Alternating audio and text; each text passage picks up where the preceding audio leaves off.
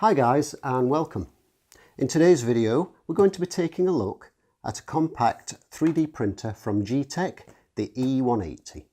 This has just arrived this morning and without further ado we're going to get the box open and take a look at the contents. Right at the top we have a complimentary mouse mat with the Geeetech logo and some bits and pieces, which is quite a nice little touch, and we have a nicely printed user manual, very similar in format, looking at that, and layout to the Anycubic one. Nice, colourful and very well laid out. Very good. We'll have a look at that in a bit more detail shortly.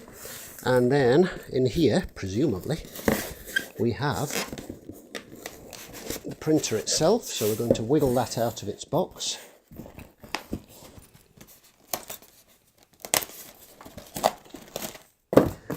One power cable with a UK 3-pin plug, a roll of sample filament, quite a decent amount, certainly more than you get with the Ender 3, and that's packed in a Ziploc bag. What else do we have in here? And we have some little bits and pieces, looks like some kind of fiberboard thing and a spool holder. Ah right, yes, this will be the spool holder, which I believe sits externally to the machine. So that's the, as far as I'm aware, this is the only self-assembly part of the machine. The rest of it is pretty much all assembled. So that's the spool holder. And a USB cable. A little bag of tools. So we've got a small crosshead screwdriver, we have got a couple of Allen keys, and then a couple of bars of differing lengths, one with a step on it. We're not sure what that is at the moment, but we'll have a look when we get further into it. Oh, and a 1 GB SD card in a case. There we go. Micro SD card that should be. And this here, as suspected, is indeed a power brick. So the UK plug with a standard kettle lead adapter plugs into there and goes into a jack type plug. That's all of the bits out of the side there. And let's take this off here. We have got a tape type material, which is obviously for the print bed, like a blue painter's tape type material by the look of it, and that's obviously for the bed, the print bed, and the printer itself will get rid of that, which is completely assembled and looks like a really nice little unit. So it's a Bowden type printer. We've got the power adapter, the USB adapter, and the micro SD card on the back there. We've got the Bowden tube here where the filament feeds in, and this is obviously the system that allows you to feed the filament in. We've got the drive belts there that slide this along, and similarly inside there, but it's beautifully encased. It's really nice. And this, I think, is a touch screen. We'll find that out when we fire it up. And this is, the bed is also belt driven. I thought that might have been a linear rail, but it's actually belt driven. And a nice, very flat looking build plate, sturdy aluminium. And initial impressions are good. It looks very solidly built, very nicely built. Beautifully finished. It looks lovely. It's the kind of thing, especially if you're used to seeing kits like the Ender 3 that I have, when you take it out and you've got to put it together, and it does look a little agricultural in the fact that it's not designed to look incredibly pretty and sit on your work surface looking like a household appliance, whereas this kind of thing obviously is. This is the sort of thing that upon initial impression, I think would be good for something like a school environment. We'll be back in a moment when we can power this on and see what's what. For the sake of completeness of this section, as I was moving the styrofoam away, I heard something rattling and noticed that I'd missed a component. It's this here, which is packed in a piece of styrofoam and a Ziploc bag, and I think it's a spare nozzle. Yes, it is. Now that I've read the manual, we're ready to power this up and set it up for its first use. So the first thing we need to do is attach the power cable, and which I've done back here. We need to power it up, we need to home the axes, and then we need to level the bed. And this has what's called assisted leveling. It's not auto bed leveling, but it's the next best thing. What this does is it brings it to the center. You set your center with micro stepping on the menu, and then you move it to the corners and adjust the corners to even the entire plate out. So what we do is switch it on with this little recess switch here, designed in such a way that you can't accidentally knock it and switch it off, which is nice. Press that in, that lights up, and you'll see over here we have a full colour touchscreen menu which lights up. We'll go into control, and first of all we're going to home the axis, so go into home and press the home in the middle, and you'll notice the X, Y and Z or Z axes all home, but you'll notice that the Z axis homes to the top, which seems unusual, and at first I thought that maybe the motor was in reversed or something, because I'm so used to the Ender 3 homing down at the bottom. It turns out that this is actually intentional, and there is actually a very good reason for it, which I will touch upon later when we do some prints. I will show you the reason for that, and I think it's a brilliant idea. So we need to go back into the previous menu, go into leveling, and then press the number 5, which is the center of the bed. This will bring the Z-axis down,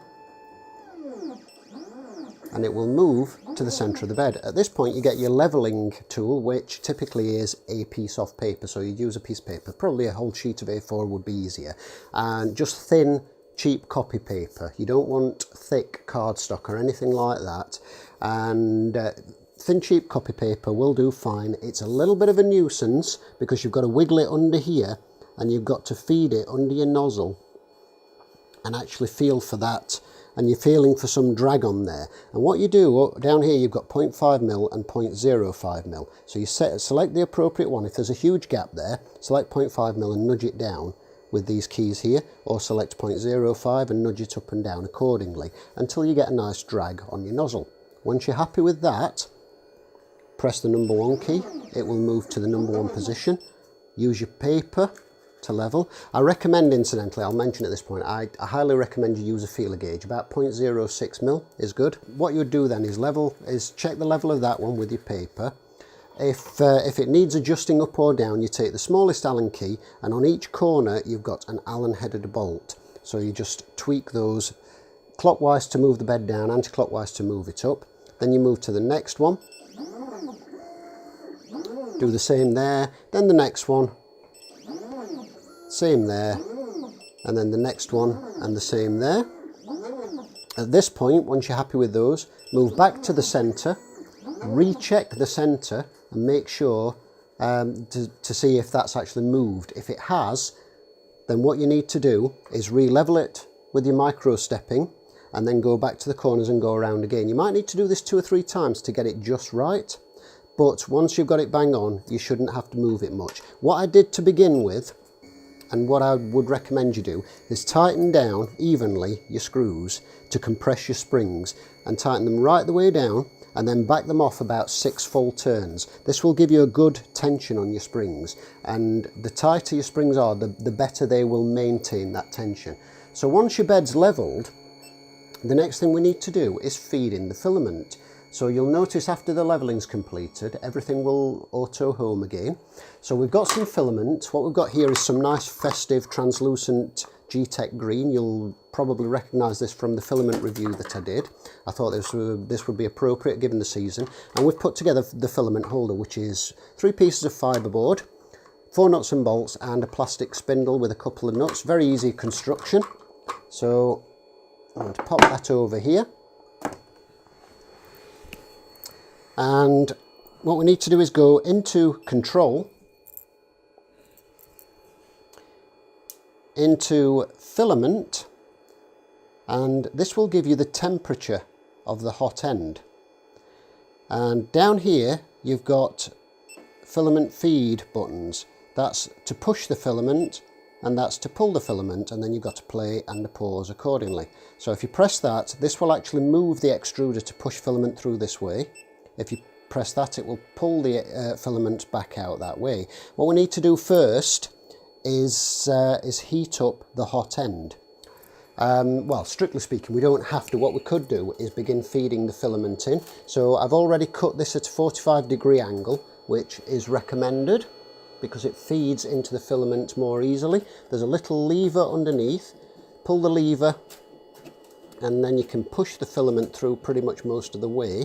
Or if you wish, you could just use the feed, and that will actually feed the filament up through the Bowden tube. It's very slow, but you might be able to see that up there. I don't know how visible that will be, to be honest, but that will feed the filament through. But you need to stop it before it gets to the hot end, because we need the hot end to be hot before we extrude the filament out of it, because obviously it won't go through if it isn't hot. So press this section of the screen here and it will heat up to 200 degrees C, which is a default hot end temperature.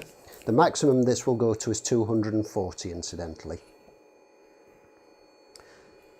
So we'll let that heat up and we'll come back in a moment once it's reached temperature. So I've just physically pushed some filament through to make sure it extrudes through the nozzle, which you can see it is doing nicely there.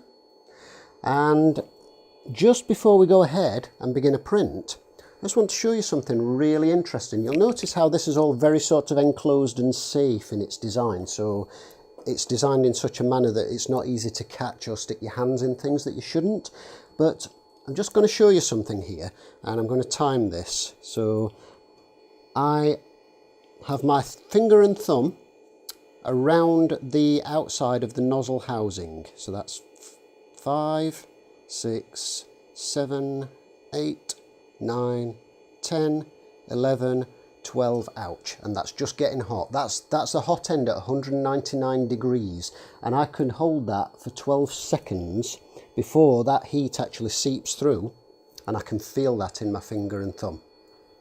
And that, I think, is absolutely great from the perspective of if you have somebody who's new to 3D printers, or some younger kids and not quite so aware of the risks and how hot these things get. So the design of that is brilliant. I'm really, really pleased with that. So, okay, so we can switch that off now. That will go back to its default of 0 and start to cool down. But what we're going to do now is go into the main menu, and we're going to go into printing.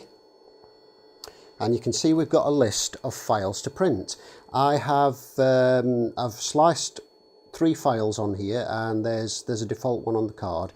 So what I'm going to do first is the Marvin, which is also a leveling Marvin, so that will show us if we're leveled okay. So you press on that to select it, press on print, and it will start up the fan in here, and it will start to heat the hot end up to 200 degrees.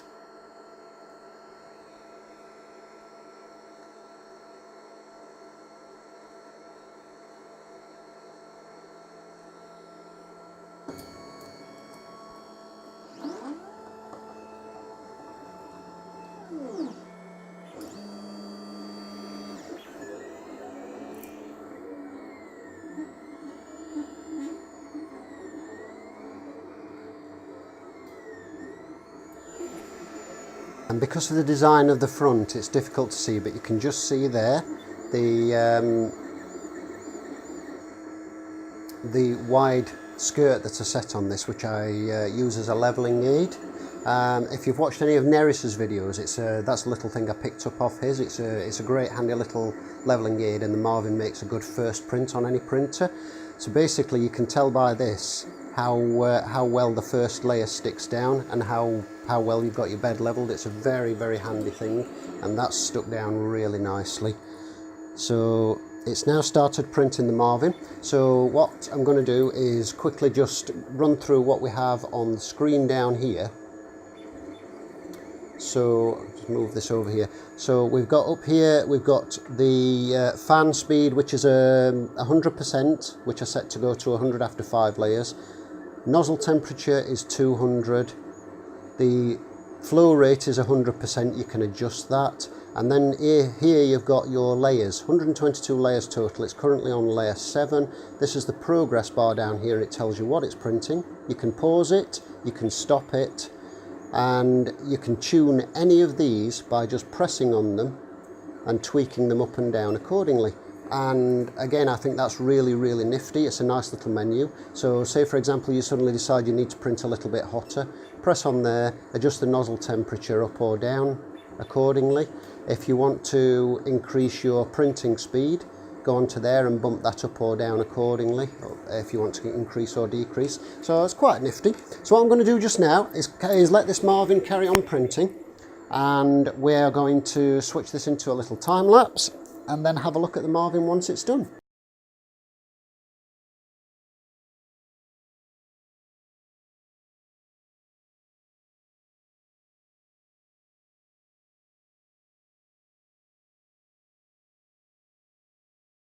That's the first print, and I have to say, initial impressions are very, very nice indeed.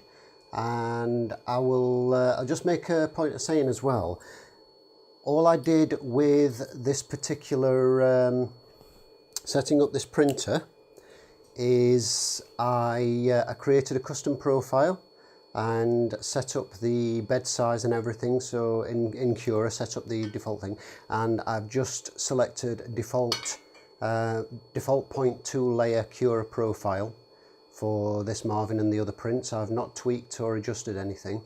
So for a default draft setting in Cura, I have to say this looks very, very good to begin with. So what we're going to do after, now that the Marvin has finished printing, which I'm really quite pleased with, considering that's just default Cura draft profile with no tweaks or edits or anything, 0.2mm.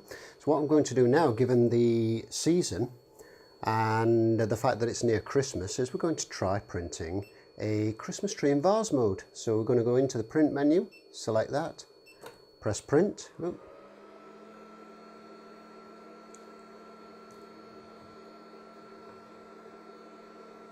And you can see on the menu down here, you've got all your information. The nozzle is heating up to 200C.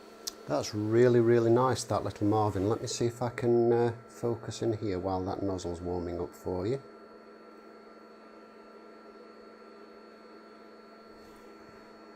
Yeah, that's lovely. That's really nice detail. And as I say, do bear in mind that this was draft profile settings in Cura without anything tweaked and at 60mm per second. I normally print at 50mm per second by default because I find that gives me best results on my ender.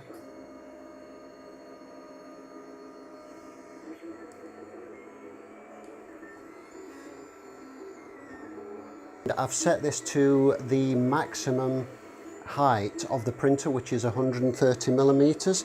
The actual print bed surface, the printable area, is 130mm by 130mm by 130mm. So in essence it's 130mm all round, or 130mm squared.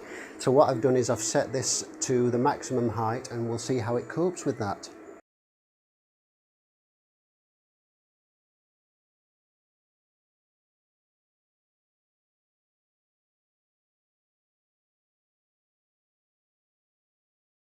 What I'm going to do just now, I'm warming the printer up again, and I'm going to print a very simple quick print. It's just a quick sort of 9 or 10 minute print, and it's a guitar pick from Thingiverse, which is a modified undroppable guitar pick, which is quite a novel little thing.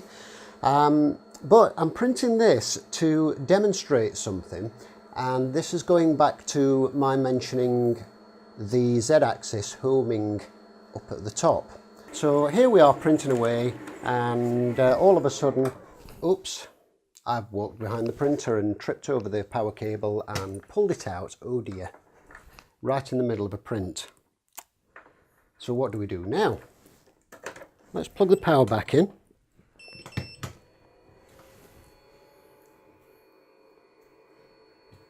Now, as it happens, this printer has a Pauseresume feature.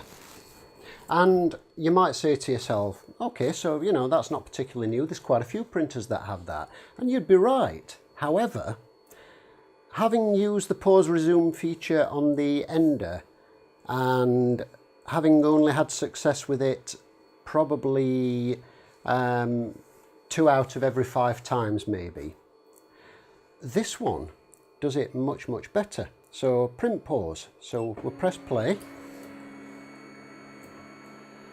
And what it's doing right now is it's homing all the axes. And what this does is it makes sure the printer knows exactly where it was when it lost power and it stopped printing. Now you'll notice this is lifted a little bit on the back, but just ignore that. I'm not too bothered about that for the purposes of this particular demonstration. So what happens now is it's homed the axes and it's going back to the exact point where it stopped printing, at which point it will continue the print. It says hopefully. Ah yes, it's heating up the nozzle, of course, I'd forgotten about that part of it. So there we are, it moves back and just carries on exactly as if nothing had happened. And I think that is absolutely fantastic. So Creality, please take note of this. That is a great idea, a great idea. And having the bar home at the bottom means that you cannot do this, so it has to home at the top, and that's why this homes at the top, because of the print resume feature. Whereas Creality's print resume feature, while it does work occasionally, if you happen to knock the Z-axis and it just nudges it down 1 or 2 steps, or if, you know, anything like that, if it just happens to catch anywhere, then that throws out the resume feature completely and makes it pointless. Whereas with this one, it doesn't matter, because it goes back to the home position, figures out where it was, and then moves back to that exact position. So yes, brilliant. So Creality and other manufacturers, please take note. This is something that I think you should implement in future revisions of your designs.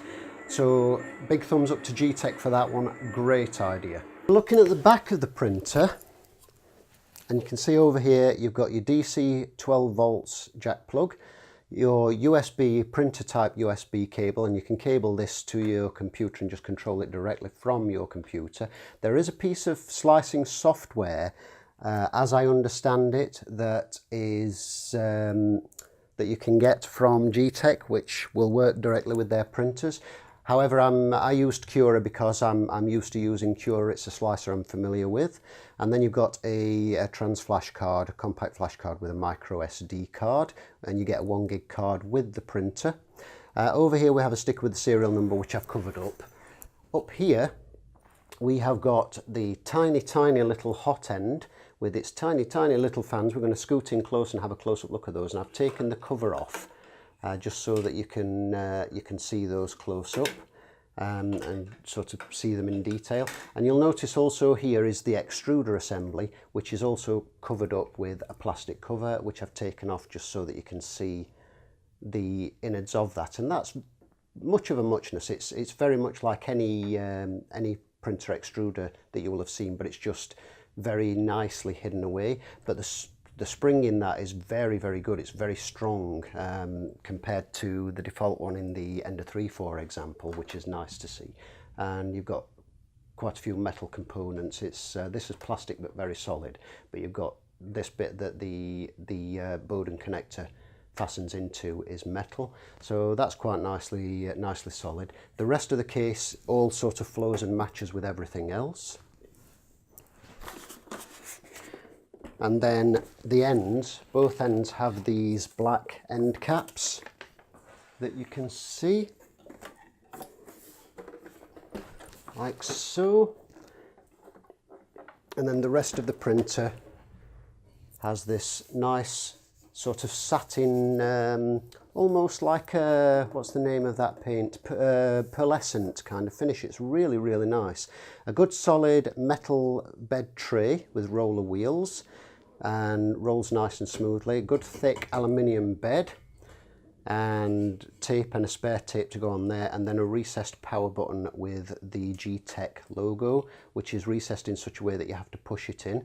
One little it's kind of like a niggle, but it's a good thing at the same time, is I did find the compact flash card very fiddly, especially if you don't have nails like I don't really have much in the way of nails at the moment, and it's a bit fiddly, and sometimes you need something like a pen just to kind of poke it and get that to pop out. But it's good in the sense that you're not accidentally going to bump it and knock it out mid-print, so that's nice.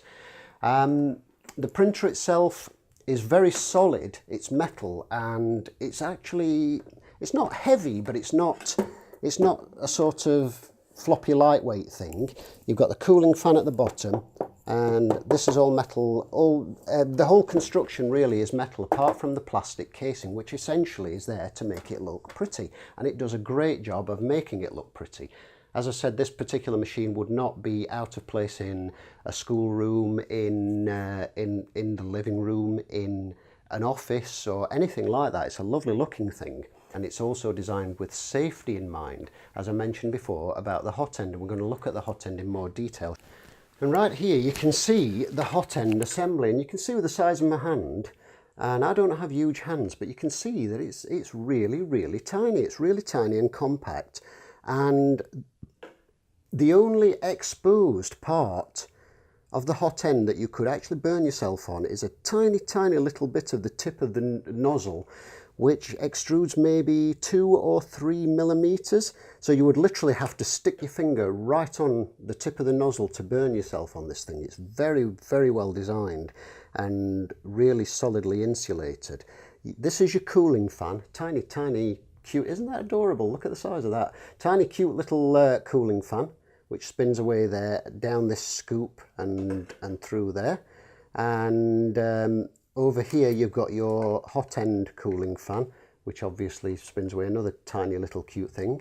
And then your Hotend Assembly is, when I showed you, when you saw the nozzle earlier, that's not just the nozzle, that is in fact the whole Hotend Assembly.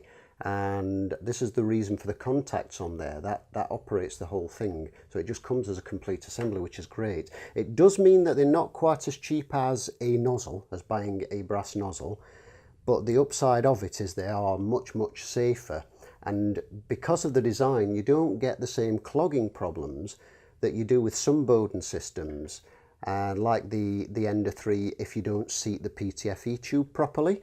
And having had the tube out and just had a look in there, I can tell that that's not going to suffer from the same kind of clogging problems, which is great again for new users, anyone getting used to it, and of course changing filaments and things. One thing I did notice is pulling filament to change it. If there was a little bit of a glob at the end of the filament, it had a tendency to pull this bit of PTFE tube out, so that's something to keep an eye on and make sure that you slot that back in, because that's obviously going to stop the filament wearing this section away here. Mystery tools, and I say mystery tools because there is actually no mention of these tools in the booklet or what they might be used for. This one fits inside this, and it actually pushes right the way through, as you can see. And the only conclusion I could come up with is that this is for cleaning, unblocking a hot nozzle.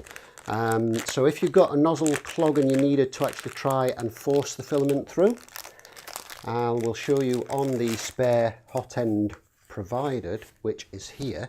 So that, believe it or not, is the entire Hotend. When I was holding it earlier in the video, where I was saying I could hold it for 12 seconds without it actually feeling hot enough to be uncomfortable, this was the bit that I was holding, this right here, and this is about 3 millimeters of brass nozzle is the only hot bit that protrudes. That's, you know, so you would literally have to touch that, and this is all insulation, and this is the bit that heats up. This is your complete Hotend with your plastic throat that your filament goes down.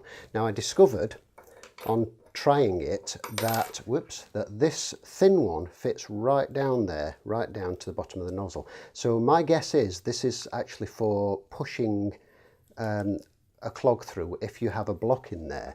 And possibly, I think if you undo your, pop your Bowden tube out, I think if you maybe put that down there as a guide and then drop that one in so it centers and push until you can push it in, then you could pull that one off and push that down and push your clog through. I'm guessing that that is what this particular tool is for. In truth, I don't know for certain, but that makes the most sense. But I don't know because it's not mentioned, but that certainly makes the most sense. So we'll wrap up this review and conclusions. Do I like the printer? Yes, I do. I think it's really, really nice.